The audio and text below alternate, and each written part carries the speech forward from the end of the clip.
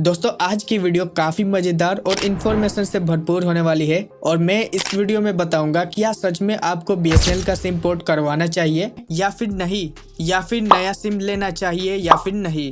और दोस्तों ये बीएसएनएल के बारे में कंप्लीट रिव्यू वाली वीडियो होने वाली है और मैं आपको पहले ही बता देना चाहता हूं कि बीएसएनएल का सिग्नल और इंटरनेट स्पीड चेक करने के लिए इस सिम को 8 से 10 दिनों तक मैंने यूज़ किया है और वो भी कई सारे जगहों पर, और उसके बाद ही ये वीडियो आपको दे रहा हूं क्योंकि 3-4 जुलाई से अभी तक बीएसएनएल में 2.5 लाख लोगों ने पोर्ट करवाया है और 2.5 मिलियन यानी 25 लाख लोगों ने बीएसएनएल का नया सिम भी लिया है। और अगर सिम पोर्ट करवाते हैं या फिर नया लेते हैं तो किन किन मुसीबतों का सामना करना पड़ सकता है, सब कुछ बताऊंगा इस वीडियो में। तो चलिए इस वीडियो को स्टार्ट करते हैं। वीडियो पसंद है तो लाइक और चैनल को सब्सक्राइब कर लेना। तो भाइयों और बहनों सब्सक्राइब मारो। दोस्तों अभी कितना महंगाई का जमाना है और ऊपर से डेटा पैक इतना महंगा हो गया है एकदम से कि क्या ही कहें। दोस्तों आपको तो पता होगा जियो की वजह से भारत में इंटरनेट यूजर्स की काफी बढ़ोतरी हुई थी। जब रिलायंस ने जियो को लॉन्च किया था तब फ्री में सबको सिम दिया और 4 महीनों तक डेटा फ्री में भी दिया था। पर दोस्तों ये तो रिलायंस की सिर्फ मार्केटिंग स्ट्रेटेजी थी। पहले लोगों को फ्री में इंटरनेट की आदत डलवाई और अब रिचार्ज एकदम से ही इतना ज्यादा महंगा कर दिया। दोस्तों पिछले 10 से 15 दिनों से जियो के लाखों सिम पोर्ट हुए हैं, इसीलिए पिछले कई दिनों से इंटरनेट पर पोर्ट टू बीएसएनएल और आई सपोर्ट बीएसएनएल का ट्रेंड चल रहा है और इस वजह से अभी तक कई लाख लोगों ने जियो और एयरटेल से बीएसएनएल में पोर्ट करवाया है या फिर नया सिम लिया है। खैर कुछ लोग तो ये भी बोल रहे हैं कि अंबानी अपने बेटे अनंत की शादी का खर्चा हम मिडिल क्लास भारतीयों से वसूलना चाहते हैं। दोस्तों आपको बता दें कि अनंत और राधिका मर्चेंट की शादी का कुल खर्च 5,500 करोड़ से भी ज्यादा था। खैर ये तो दूसरी बात हो गई,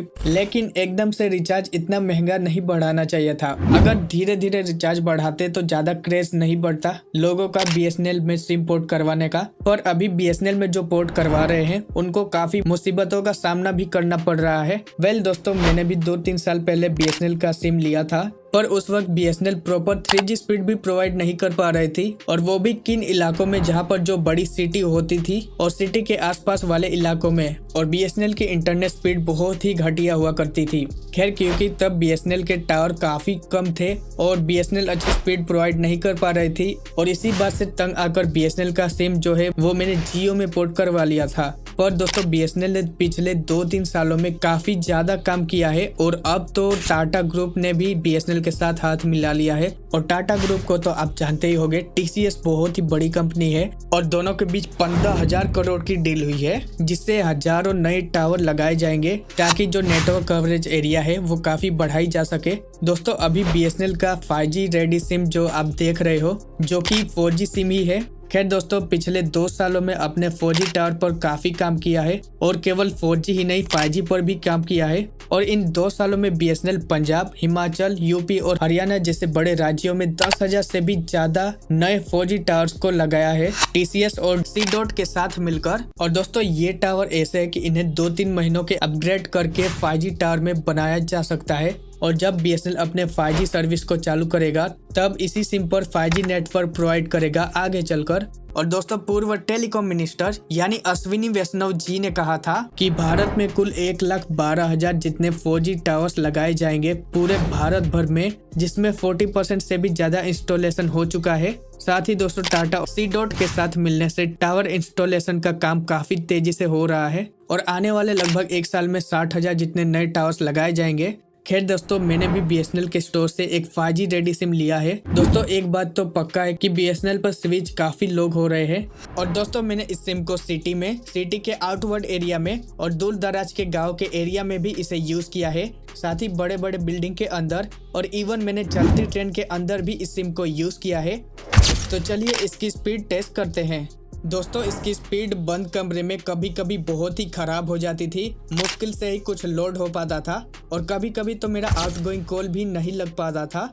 दोस्तों एक बार मैं सुपरमार्केट में कुछ सामान लेने गया हुआ था और उस टाइम मेरे पास वॉलेट में कैश भी नहीं था। मैंने सोचा कि यूपीआई से पेमेंट कर दूंगा, लेकिन भाई जब मेरा पेमेंट करने का टाइम आया तब बीएसएनएल का नेट बिल्कुल चल ही नहीं रहा था और जब मैंने सिग्नल चेक किया तब ई लिख कर आ रहा था और भाई मेरे पीछे काफी लंबी लाइन भी थी और फिर जो कैश काउंटर के लोग होते हैं उनसे ही मैंने हॉटस्पॉट लिया और उसके बाद पेमेंट कर दिया। और भाई वहाँ पर मुझे बहुत ही एम्बेरसमेंट सा फील हुआ। और भाई सिटी के अंदर स्पीड प्रिडिक्ट कर पाना बहुत ही मुश्किल है, और कहीं कहीं तो अच्छी 4G स्पीड आती तो है, तो कहीं H और H+ वाली या फिर 3G वाली स्पीड आती है, और हमेशा कांस्टेंट स्पीड नहीं देखने को मिल पाती है। एक बात और दोस्तों, कभी कभी तो ऐसा भी होता था कि जब मैं किसी को फ़ोन कर रहा था तो मेरी कॉल फर्स्ट ट्राई में भी नहीं लग पा रही थी, पर उसी नंबर पर जब मैं दूसरी सिम से फ़ोन कर रहा था तब फर्स्ट टाइम ही कॉल आराम से लग पा रही थी। पर दोस्तों ऐसा मेरे साथ 1 से 2 बार ही हुआ है। सो दोस्तों इस इशू को आप निगलेक्ट भी कर सकते हो। भाई मैंने सिटी के बाहरी इलाकों में भी जाकर इंटरनेट स्पीड चेक किया था, तब यूट्यूब पर वीडियो हाई क्वालिटी में मैंने प्ले किया। नॉर्मली अच्छे से चल रहा था बिना अटके हुए, 1080p पर आराम से वीडियो चल रहा था। मैंने वीडियो को फास्ट फॉरवर्ड करके देखा और तुरंत ही यानी 1 सेकंड के बाद ही वीडियो लोड हो रहा था, यानी नेटवर्क इशू देखने को नहीं मिल रहा था। दोस्तों सिटी के आउटवर्ड एरिया में जो स्पीड मिली उससे मैं काफ़ी खुश था। उसकी स्पीड में ब्राउज़र में भी चेक किया था, आप देख सकते हो स्क्रीन पर, एंड स्पीड भी काफ़ी अच्छी मिल रही थी। डाउनलोडिंग स्पीड से लेकर अपलोडिंग स्पीड दोनों ही अच्छे थे। भाई मैं BSNL के सिम को दूर दराज के गाँव के इलाकों में भी चेक किया और BSNL ने मुझे यहाँ पर भी निराश नहीं किया। काफ़ी मस्त तरीके से यूट्यूब पर वीडियोस हाई क्वालिटी में प्ले हो रहे थे, जैसा कि आप देख ही रहे हो। दोस्तों पता नहीं क्यों पर सिटी के आउटवर्ड एरिया में और गांव में भी इंटरनेट काफ़ी अच्छा चल रहा था। शायद गांव में कम ही यूजर्स होंगे BSNL के, इसलिए काफ़ी ट्रैफिक कम होने के कारण नेट काफ़ी बढ़िया तरीके से चल रहा था। दोस्तों आपको BSNL का सिम लेने से पहले 2-3 बातें ध्यान में रखनी होगी। Like first light users, like किस तरह के आप इंटरनेट यूज़र हो। और दोस्तों अगर आप लाइट इंटरनेट यूज़र हो, अगर 8 से 10 घंटे की जॉब करते हो, आपको ज़्यादा इंटरनेट चलाने से मतलब नहीं है, आपको ज़्यादा कॉल करने का ही काम पड़ता है, तब आप 100% इस सिम को ले सकते हो। सेकेंड, अगर आप हेवी इंटरनेट यूज़र हो तो एक थिंक आपको ध्यान में रखनी पड़ेगी कि आपके एरिया में BSNL का कवरेज एरिया कैसी है। तो आपको सबसे पहले अपना एरिया का कवरेज एरिया चेक करना होगा। तो उसके लिए आपको स्क्रीन पर देख पा रहे होगे, जैसा मैं कर रहा हूँ वैसा ही आपको भी करना है। लाइक सबसे पहले अपने फ़ोन पर क्रोम ब्राउज़र को खोल लेना है और उसके बाद आपको टाइप करना है NTERF.com एंड यहाँ पर आपको पहली साइट पर क्लिक करना है। जैसे ही आप क्लिक करोगे इस लिंक पर, उसके बाद अगर आप मोबाइल से चेक कर रहे हो तो 3 लाइन पर क्लिक करके कवरेज मैप पर क्लिक करना है। और नाउ यहाँ पर आने के बाद कैरियर में जाकर BSNL सिलेक्ट करना है और उसके बाद आप अपने सिटी का नाम डालकर सर्च करना है। और दोस्तों यहाँ पर जैसे ही आते हो, यहाँ पर आपको 5 कलर्स में डॉट देखने को मिल जाएंगे। लाइक 2G के लिए ब्लू कलर है, 3G के लिए ग्रीन और 4G के लिए ऑरेंज और 4G+ के लिए रेड कलर है और 5G के लिए आपको पर्पल कलर भी देखने को मिल जाता है। यहाँ से आप पता कर सकते हो कि आपके एरिया में कैसी इंटरनेट स्पीड मिल रही है, यानी जहाँ पर जैसा डॉट होगा वहाँ पर कैसी स्पीड प्रॉपर चल रहा है वो आपको पता लग जाएगा। एंड इन कलर्स की हेल्प से आप अपने एरिया में जान पाओगे कि आपके एरिया में कौन सा नेटवर्क अभी चल रहा है। लाइक 2G, 3G, 4G या 5G, वो आप चेक कर सकते हो। दोस्तों जब मैं BSNL का कैरियर नाम डालकर सर्च कर रहा था तो आप देख सकते हो ज़्यादातर ग्रीन कलर का ही डॉट मिलेगा। दोस्तों ग्रीन कलर मीन्स यानी 3G टावर और कुछ जगह पर आपको ऑरेंज डॉट ही देखने को मिलेगा यानी 4G टावर। दोस्तों इस मैप में आप देख सकते हो BSNL की कनेक्टिविटी साउथ इंडिया में और मेट्रोपॉलिटन सिटी में ज़्यादा अच्छा है। दोस्तों अभी BSNL को बहुत ही ज़्यादा काम करना पड़ेगा, क्योंकि आप देख सकते हो BSNL की टावर की डेंसिटी बहुत ही लो है।